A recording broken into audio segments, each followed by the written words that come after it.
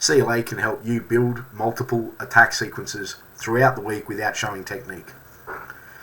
Thanks for joining me on this, my journey into the constraints-led approach for BJJ. My name is Sam Battlefields, and I'm here to show you how, throughout this week, we have developed a number of sweeps and or ability to take the back through various means without actually showing any technique.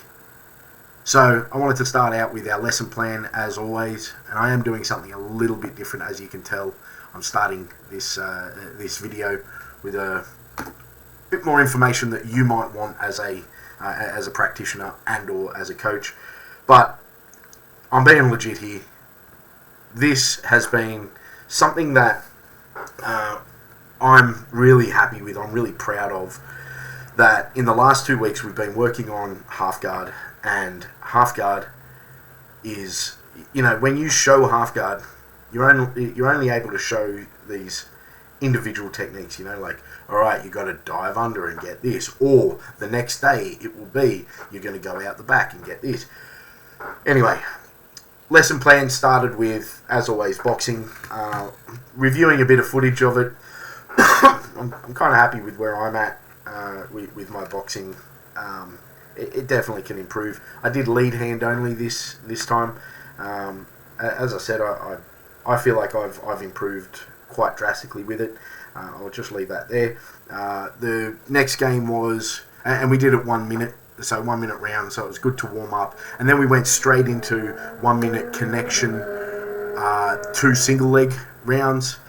So initially, we had we did the same as yesterday because there was a couple of guys that had only been there once or twice throughout the week. Once previous. And so we initially made connection, and then the next part was make connection and get some sort of a torso grab or a single leg grab or a double leg if you could get it. I wanted to do single leg to the floor. However, as I said, there was someone there who had only been able to come to one session, and so they hadn't kind of built all the way through.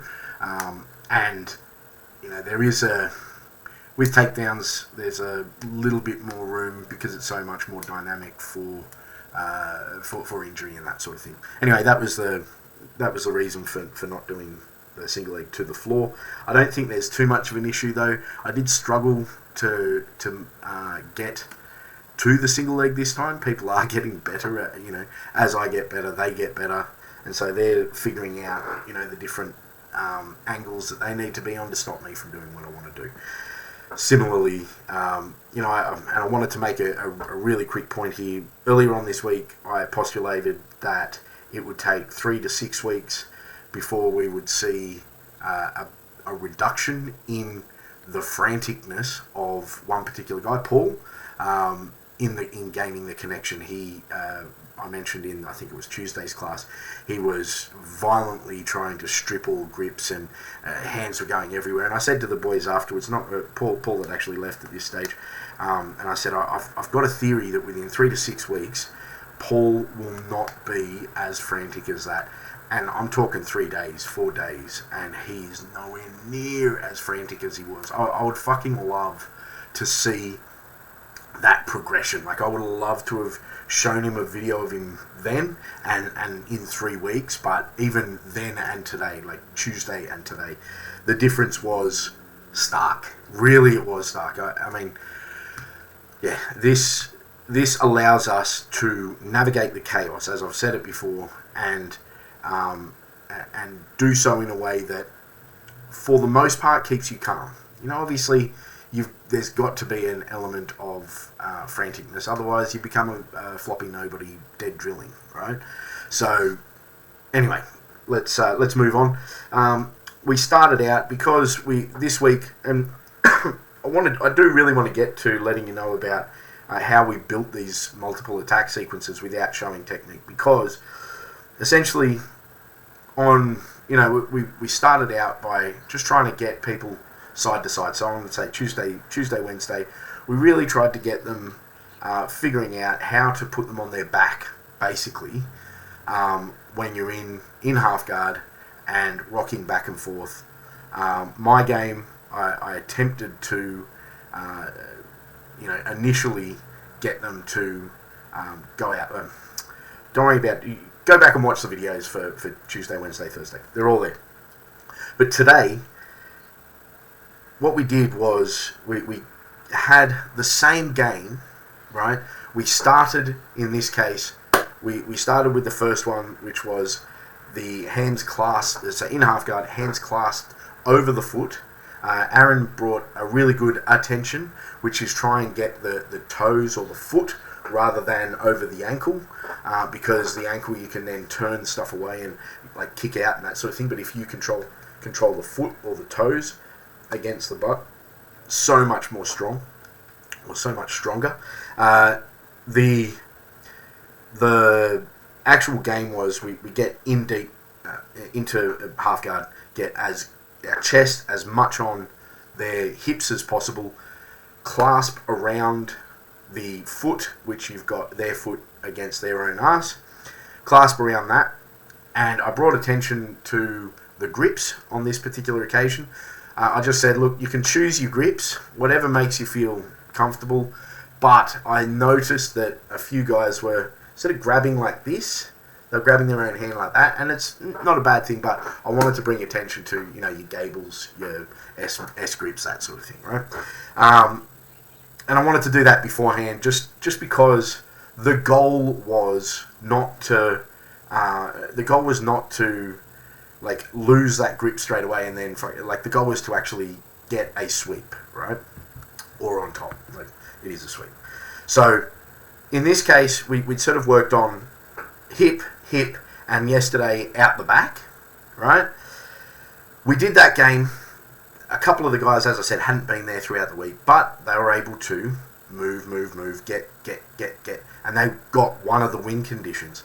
And then I added in a final win condition, which was essentially going deep half and out the back, all right? And everyone was doing some sort of sweep, whether it be one side, the other side. There was no, when I say there was no dogged determination on one. Of course there is. There always is. That's just the way shit goes, right? But there was much more, or a much better emphasis on, that's not working, alright, I'll fucking try the other way. Oh, I'll try the other way. I'll get out the back. It was so cool. So cool. You could teach all of these in dead drilling techniques. You could teach all of these and then, roll for 10 minutes at the end or 20 minutes at the end of the lesson. Maybe see it. There's that Josh Beam visualization of, and I tried to explain it today, but, we spent, let's say, a cumulative 10 minutes in variable, like same position, varying body types and varying skill levels, right? We spent 10 minutes of that actually live training, feeling it, etc. You're lucky to get a minute, 2 minutes to attempt to execute your thing in an IP related class or an IP directed class, right? So 10 minutes versus let's be fucking what do you call it? Charitable. Let's say 3 minutes. I mean, you're definitely not getting 3 minutes in half guard when you're a white belt, especially against someone better than you. But these guys have spent 10 minutes in that position. It's chalk and cheese. By the end of the year, they're going to have been in live situations.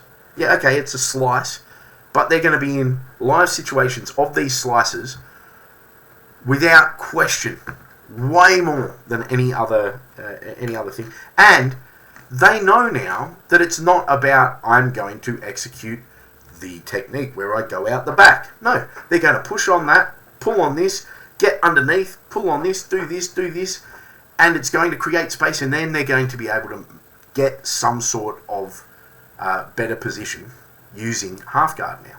Anyway, that's what I mean by building multiple attack sequences. We were able to roll over one side, and if they blocked it and really pushed back the other, roll over that side, and then get on top that way. And then if they fucking pushed against that, and you were able to get their hips a bit higher, you could go fucking around the back, and if someone fucking really tried to, sit back down on that, you just get out and under and fucking kick them forward for a deep half, and then take the back by going out the back. So, yeah. I hope you got something from this. I just wanted to give a shout out to my man from Technique Jiu-Jitsu, 8832. He wrote a few hours ago a complete departure on yesterday's video. Thanks very much for watching, bro. I will reply to this, but a complete departure from what we thought or what we were told Jiu-Jitsu is what is required. It's an interesting ride, and he's 100% true. He's 100% correct. Man, it is a complete departure. But in saying that, here's the thing that drew me to Jiu-Jitsu, all right?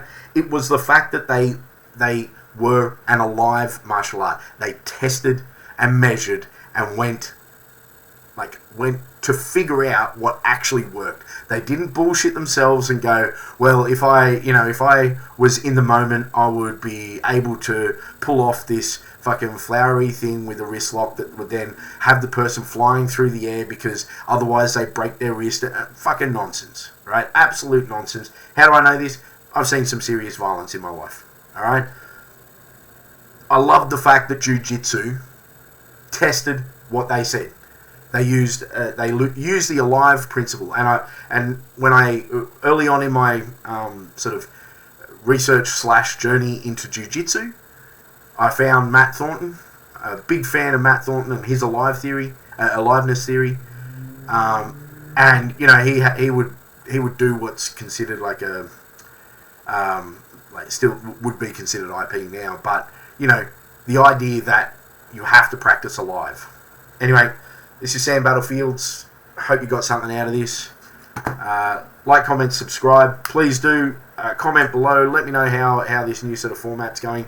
I really want to give something that actually works for you guys, rather than just me, talking. I've been sort of trying to think about how I can make this a resource for you, as much as it has been a resource for me. Much love. Peace.